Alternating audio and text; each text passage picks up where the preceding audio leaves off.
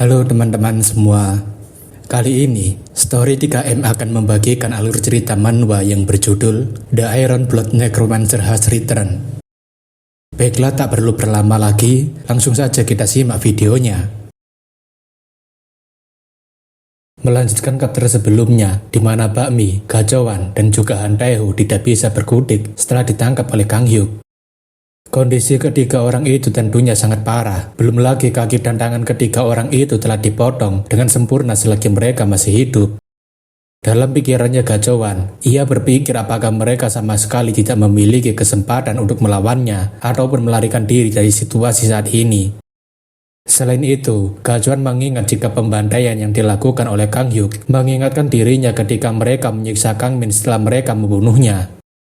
Dalam ingatan Gachowan, Bakmi mengatakan pada Kyoho untuk segera berhenti karena sekarang adalah giliran mereka untuk merasakannya.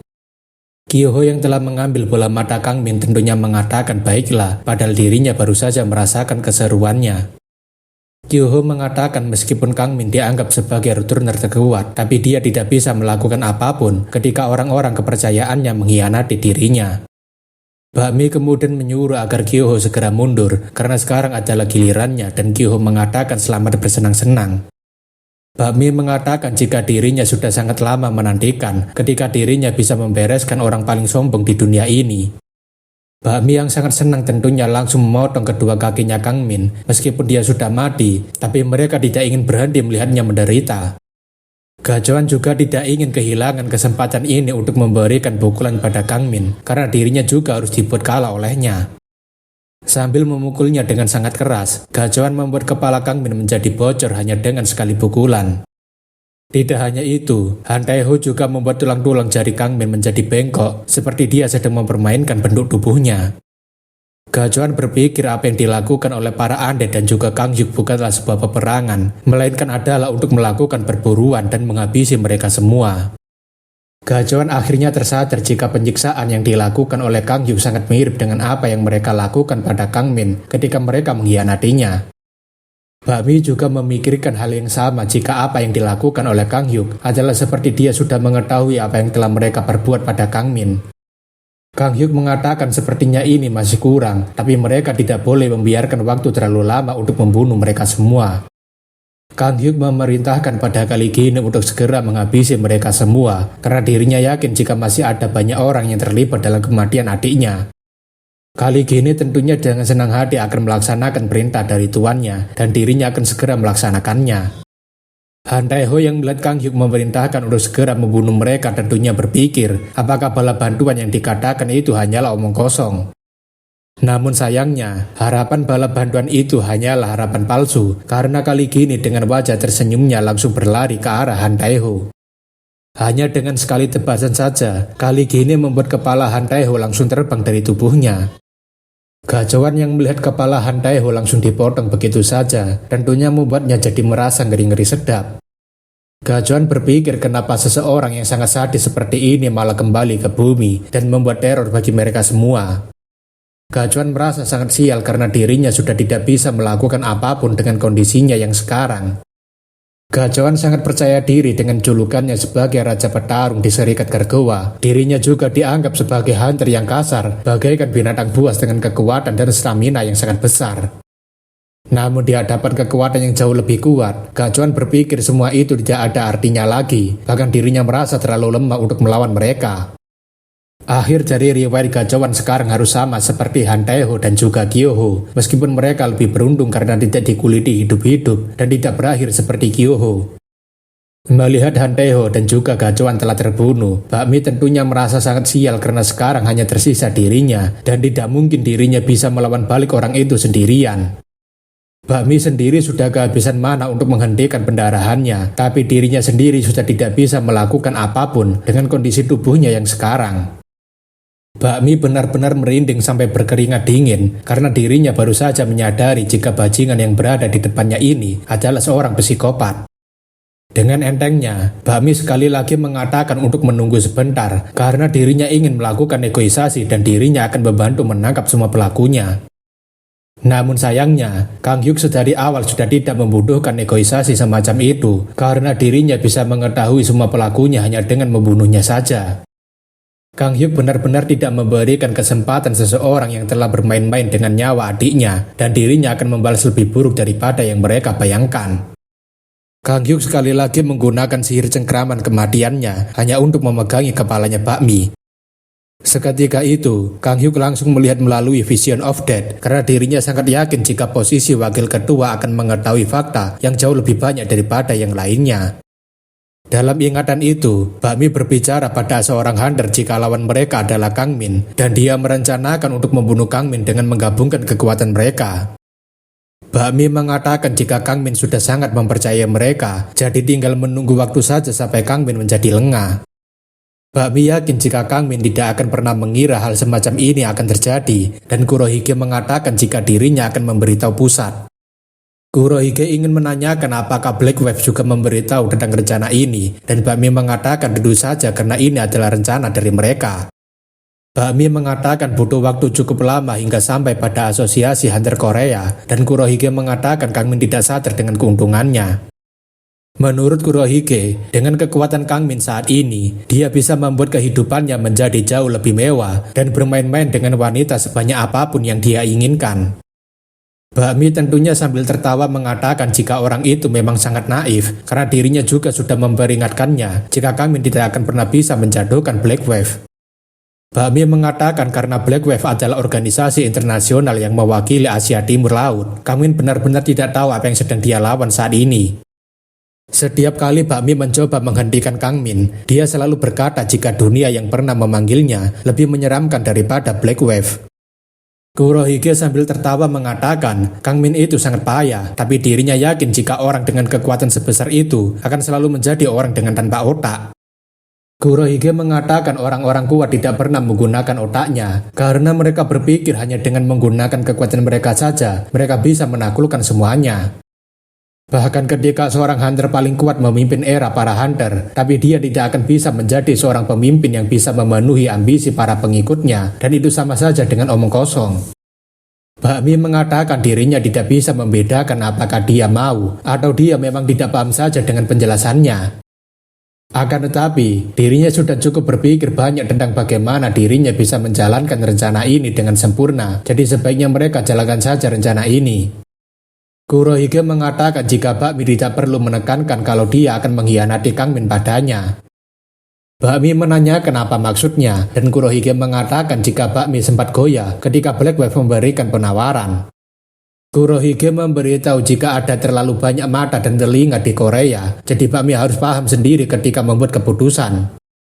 Kurohige mengatakan jika Bakmi masih merasakan kekhawatiran ketika ingin mengkhianati Kang Min, entah dia tidak sadar atau mungkin perasaan bersalah. Akan tetapi, dirinya akan membantunya dan ikut turun tangan dalam menghadapinya, jadi ia ingin agar Bakmi tidak perlu khawatir. Kurohige tahu jika Bakmi ingin menikmati posisinya yang sekarang, tapi Kang Min seringkali memperingatinya soal hal itu, namun Bakmi sendiri berpikir jika omongan Kang Min itu tidaklah penting. Kurohige mengatakan jika Bakmi pasti selalu melakukannya secara diam-diam, tapi dia juga tidak ingin disebut sebagai pengkhianat. Singkatnya, Bakmi membutuhkan seseorang untuk melakukan pekerjaan kotor, dan orang yang berada di depannya ini adalah pilihan yang tepat. Bakmi mengatakan jika Black Wave menawarkan bantuan terlebih dulu, terlebih dia sudah menyetujui permintaan dari mereka. Kurohige mengatakan terserah dia mau bagaimana, tapi seharusnya Bakmi sudah memberikan alasan yang masuk akal setelah semuanya selesai.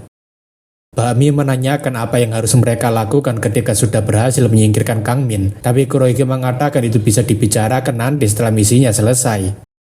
Bakmi mengatakan ini bukan hanya sekedar rencana pembunuhan oleh beberapa orang saja, tetapi berita kematian Kang Min pasti akan sangat menghebohkan semua orang. Kurohige mengatakan nantinya Black Wave akan memberikan instruksi lebih lanjut setelah mereka berhasil membunuh Kang Min. Kurohige mengatakan jika dirinya sudah menghubungi pemimpin asosiasi, jadi dia bisa menanyakan hal seperti itu padanya saja. Sebelum Kurohige pergi, dia menanyakan apakah benar jika kakaknya Kang Min masih hidup, tapi dia tidak kembali bersama dengannya. Bakmi mengatakan meskipun mereka dipanggil ke dunia yang sama, tapi hanya Kang Min seorang yang kembali dari sana. Bakmi mengatakan mungkin saja Kang Min masih tidak rela dengan kematian kakaknya, dan Kurohige mengatakan jika seperti itu, maka mereka tidak perlu melawan Kang Min kedua. Beberapa saat kemudian, Bakmi menanyakan kenapa Kang Min membatalkan negosiasinya, dan Kang Min mengatakan dirinya sudah menahan orang yang terlibat dalam branding ground. Bakmi mengatakan apakah Kang Min sudah gila, karena tempat itu bukan hanya sekedar rumah bordir biasa. Bakmi mengatakan kalau Kang Min menyentuh tempat itu, bukan hanya orang Korea saja yang akan kehilangan dana, tapi juga beberapa negara tetangga. Bakmi mengatakan jika mereka semua pasti akan membalas perbuatannya Kang Min, tapi Kang Min menanyakan kenapa mereka harus mempertahankan semua ini. Kang Min mengatakan jika presiden, para menteri, beserta dengan pemerintah hanyalah boneka yang dikendalikan para hunter, dan negara ini sudah rusak sejak adanya sistem hunter. Kang Min mengatakan jika negara ini sudah sangat minim peraturan, di mana tidak ada aturan, nurani, dan juga moral, karena semua orang hanya mementingkan hasrat dan juga keserakahan. Bakmi mengatakan jika dirinya tahu bahwa ini sangat buruk, tapi mereka tidak bisa melakukan apapun karena ini adalah perintah. Kang Min mengatakan jika mereka membiarkan sesuatu yang buruk terus terjadi, maka itu bisa membuat mereka terbunuh suatu saat nanti. Kang Min mengatakan dirinya sudah pernah mengalami hal serupa ketika berada di dunia lain, oleh karena itu dirinya membuat serikat Gergoa. Kang Min mengatakan jika Bakmi mau melakukannya bersama dengannya, maka mereka pasti bisa merubah negara ini menjadi lebih baik. Bakmi mengatakan jika Kang Min juga harus memikirkan nasib anggota lainnya, karena jika terjadi suatu kesalahan, mereka semua juga pasti akan mati. Kang Min mengatakan kalau mereka bergerak lebih duluan, maka mereka akan lebih diuntungkan, dan dirinya sudah pernah melakukan hal seperti itu bersama dengan kakaknya. Bakmi mengatakan jika ini adalah bumi dan bukan dunia lain itu, jadi suasana dan situasinya akan sangat berbeda. Bakmi mengatakan jika Kang Min memang sebegitu inginnya untuk mati, maka lakukanlah sendiri dan jangan menyeretnya ke dalam masalah yang begitu merepotkan. Kang Min meminta agar Bakmi berpikir menggunakan otaknya dan jangan dengan menggunakan rasa takutnya, karena tempat ini bukanlah seperti bumi yang dulu. Kang Min mengatakan memangnya apanya yang hidup damai di bumi ini sekarang dengan adanya pembunuhan sesama para hunter. Terlebih lagi, para hunter dengan gilanya menjual istri mereka di rumah bordir untuk mendapatkan uang jajan tambahan. Kang Min mengatakan jika hukum di bumi sudah hilang dan kekuatan sudah disalahgunakan, jadi dirinya tidak bisa melihatnya terjadi begitu saja. Setelah perdebatan dengan Kang Min, Bakmi mengajak beberapa orang untuk memulai rapat dan membicarakan soal Kang Min. Beberapa dari mereka sangat cemas karena mereka menginvestasikan uang mereka ke salah satu rumah bordir yang sedang Kang Min incar. Akamaru mengatakan seharusnya dirinya menerima tawaran masuk ke dalam Black Wave saja, ketimbang dirinya harus mengikuti tawaran dari Kang Min. Singkatnya, rapat itu membahas apakah mereka akan bergabung dengan Black Wave sambil menyingkirkan Kang Min, karena negara-negara lain sudah mulai bergerak. Chanso mengatakan mereka harus segera menyingkirkan Kang Min, karena dialah sumber masalah yang membuat mereka tidak bisa bergerak dengan bebas. Jadi keinget ada yang komen nyalahin Kang Hyuk membunuh nyawa yang tidak bersalah, padahal udah jelas semua hunter udah busuk sampai ke akar-akarnya. Kang Hyuk akhirnya paham kenapa Hwang Kyo-ho beserta dengan antek-anteknya berusaha untuk menyingkirkan adiknya yang malang. Karena sudah sangat kesal dan sudah mendapatkan informasi siapa yang terlibat, Kang Hyuk langsung memecahkan kepalanya Bakmi. Namun bersamaan dengan itu, seseorang menanyakan apakah semua keributan ini membuat rumahnya hancur. Tampaknya, bala bantuan yang dimaksud oleh Chancho akhirnya telah sampai, dan sepertinya ada seseorang yang bisa menggunakan kekuatan gravitasi yang sangat kuat. Mereka tidak lain adalah para hunter yang menempati apartemen yang dihancurkan Kang Hyuk, dan jumlah mereka tampaknya cukup banyak. Wanita itu bernama Soyun yang dikenal sebagai Magic Emperor karena kekuatan sihirnya yang sangat luar biasa. Soyun menanyakan apakah pria yang berada di sini bisa membantunya untuk menemukan di mana rumahnya yang hilang ini.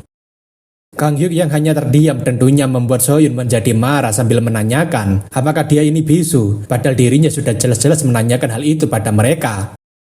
Seseorang mengatakan untuk langsung membunuhnya saja, karena seharusnya para returner hidup dengan tenang saja, tapi dia malah membuat rumah mereka rata dengan tanah. Semua orang tentunya setuju untuk mengalahkan Kang Hyuk bersama, karena rumah mereka benar-benar sudah hilang, bahkan ada yang baru saja pindah kemarin sore. Soyun kemudian menarik seorang manajemen officer yang bertanggung jawab atas apartemen mereka untuk menjelaskan semua ini. Soyun menanyakan bagaimana dia akan mempertanggungjawabkan rumah mereka, tapi manajemen itu mengatakan bukan dirinya yang menghancurkannya. Manajemen officer itu mengatakan agar Nona Soyun menurunkannya terlebih dulu supaya mereka bisa berbicara, tapi Soyun menanyakan jadi siapa yang akan bertanggung jawab. Manajemen officer mengatakan jika orang yang menjadi necromancer itulah yang harus bertanggung jawab, tapi Soyun masih tidak puas dengan jawabannya. Soyun kemudian membanding tubuh pria gendut itu hingga membuatnya harus meninggal hanya dengan sekali bandingan saja. Soyun sambil mendekati Kang Hyuk mengatakan jika ini sangatlah menarik karena dirinya belum pernah melihat seorang necromancer semacam dia. Soyun kemudian menanyakan bagaimana jika Kang Hyuk menjadi asistennya saja karena dirinya sangat tertarik dengan kekuatan necromancernya. Kang Hyuk tentunya hanya menatap Soyun tanpa memberikan jawaban apapun, tapi sudah jelas jika Kang Hyuk tidak akan mau menerimanya. Para hunter yang ikut datang tentunya menanyakan kenapa dia malah merekrut necromancer itu menjadi asistennya dan apakah nenek tua itu sudah gila. Soyun sambil marah tentunya mengatakan jika mereka tidak ingin mati di tangannya, maka sebaiknya mereka tutup saja mulut mereka. Para hunter itu tentunya tidak terima karena necromancer itu sudah menghancurkan rumah mereka, bahkan memberikan kematian saja tidak akan cukup bagi mereka. Soyun yang kesal berbicara panjang lebar tentunya tidak mau berbasa-basi lagi dan mulai menerbangkan bebatuan ke arah para hunter. Seketika itu, Soyun langsung menjatuhkan bebatuan yang dirinya terbangkan tadi ke arah para hunter yang berisik. Para hunter itu tentunya berpikir, apakah wanita gila ini benar-benar berniat untuk membunuh mereka semua daripada membunuh necromancer itu. Soyun mengatakan jika para hunter ini terlalu membanggakan rumah mereka padahal mereka bisa membeli yang baru lagi. Soyun menanyakan apakah Kang Hyuk setuju jika para hunter ini terlalu berisik dan apakah sebaiknya mereka singkirkan saja para hunter ini.